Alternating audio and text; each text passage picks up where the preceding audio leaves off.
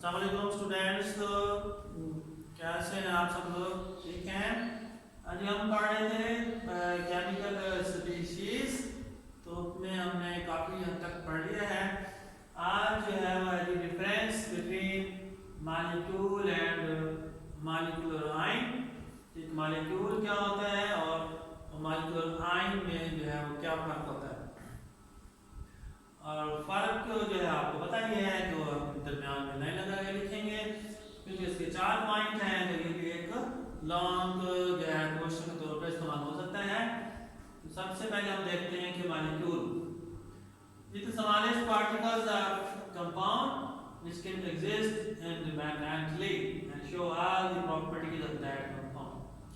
हाँ जी, जो मॉलिक्यूल्स जो है आपको पता ही है कि मुख्तलिफ दो यानी कि 2 या 2 से ज़्यादा एटम जब जो है केमिकली कंबाइन हो जाए और उनमें इलेक्ट्रॉन की शेयरिंग के ज़रिए जो है अपने इलेक्ट्रॉन पूरे करेंगे, तो इस तरह उनके मिलने से जो अशिया बनेंगी उन्हें हम मॉलिक्यूल कहेंगे, या फिर इनके कोवलेंट कंपाउंड भी वही होते हैं।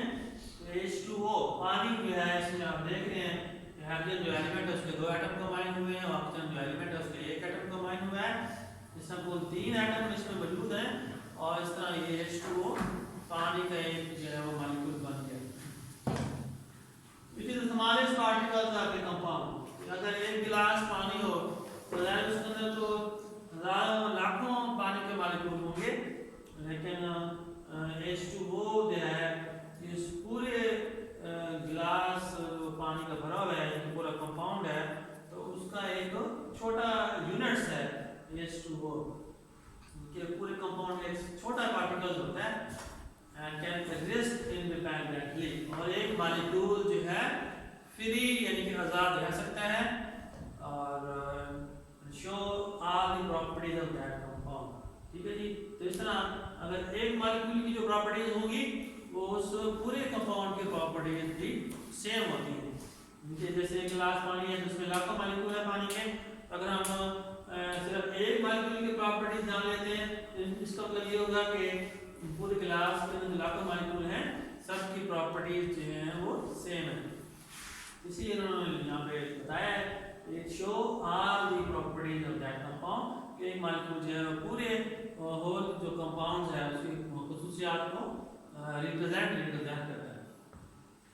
अगर हम मॉलिक्यूलर आयन को देखें तो it is form by the gain और loss of electron by a molecule. जिस तरह जब एक मॉलिक्यूल इलेक्ट्रॉन लॉस करेगा या गेन करेगा तो आयन बन जाएगा, लॉस करने से वो बन जाएगा कैटायनिक मॉलिक्यूलर आयन, और अगर वो कोई मॉलिक्यूल इलेक्ट्रॉन गेन करेगा तो वो बन जाएगा एनायनिक मॉलिक्यूलर आयन। यहाँ पे एग्जांपल दी हुई है CH4 पॉजिटिव, तो ये जो है कैटायनिक मॉलिक्यूलर आयन है, जबकि O2 नेगेटिव एक जो है एनायनिक मॉलिक्यूलर आयन है। दूसरा पॉइंट देखेंगे मॉलिक्यूल का, इट इज ऑलवेज न्यूट्रल। एक मॉलिक्यूल जो है वो न्यूट्रल है। H2O एक पानी का एक मॉलिक्यूल है, तो ये एक न्यूट्रल है, इस पे कोई चार्ज नहीं है। ठीक है जी। लेकिन जो मॉलिक्यूलर आयन होगा उस पे चार्ज तो होगा, इट कैन हैव नेगेटिव और पॉजिटिव चार्ज। तो मॉलिक्यूलर आयन पे पॉजिटिव नेगेटिव चार्ज हो सकता है। तीसरा पॉइंट है it is form by the combination of atom. ये मॉलिक्यूल कैसे बनते हैं, यानी कि 2 या 2 से ज्यादा एटम जब कंबाइन हो जाएं तो जो है मॉलिक्यूल बन जाते हैं, यानी कि इनमें जो है वो केमिकल रिएक्शन के नतीजे में ये मॉलिक्यूल बन जाते हैं। तो हम मॉलिक्यूल को देखें तो इसमें हाइड्रोजन प्लस ऑक्सीजन इनमें रिएक्शन होगा, तो रिएक्टेंट्स हैं। साइन पहले के बाद देखेंगे H2O, तो इसमें हमें यहाँ से हमें पता चल गया है कि इसमें हाइड्रोजन ऑक्सीजन 2 एलिमेंट्स कंबाइन हुए हैं और इस तरह ये पानी का एक मॉलिक्यूल बन गया है, इनमें केमिकल रिएक्शन हुआ है। अगर हम इक्वेशन को हम बैलेंस करें तो यहाँ पे ऑक्सीजन के 2 एटम हैं, यहाँ पे ऑक्सीजन का 1 एटम है, तो यहाँ शुरू में 2 लगाने से ऑक्सीजन के 2 एटम हो गए, हाइड्रोजन के 4 हो गए।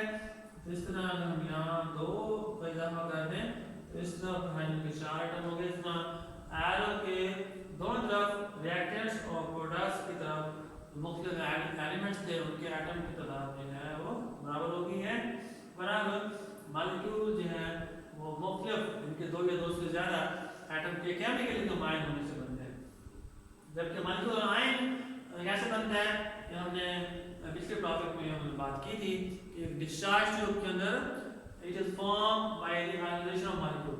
एक डिस्चार्ज ट्यूब के अंदर एक हम गैस को ले रहे हैं, उसके ऊपर जब हम हाई एनर्जी इलेक्ट्रॉन की बम्बार्डमेंट करेंगे, टकराएंगे, तो जो गैस के मॉलिक्यूल न्यूट्रल होते हैं, उनसे इलेक्ट्रॉन लूज हो जाए तो वो आयन बन जाते हैं।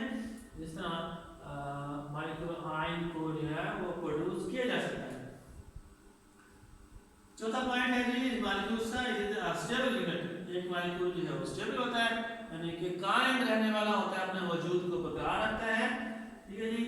और मॉलिक्यूल आयन की बात करें तो इट इज रिएक्टिव स्पीशीज, क्योंकि अगर पॉजिटिव आयन है तो उसने ज़ाहिर है नेगेटिव आयन से जो है मिलकर रहना है, रिएक्शन करके रहेगा।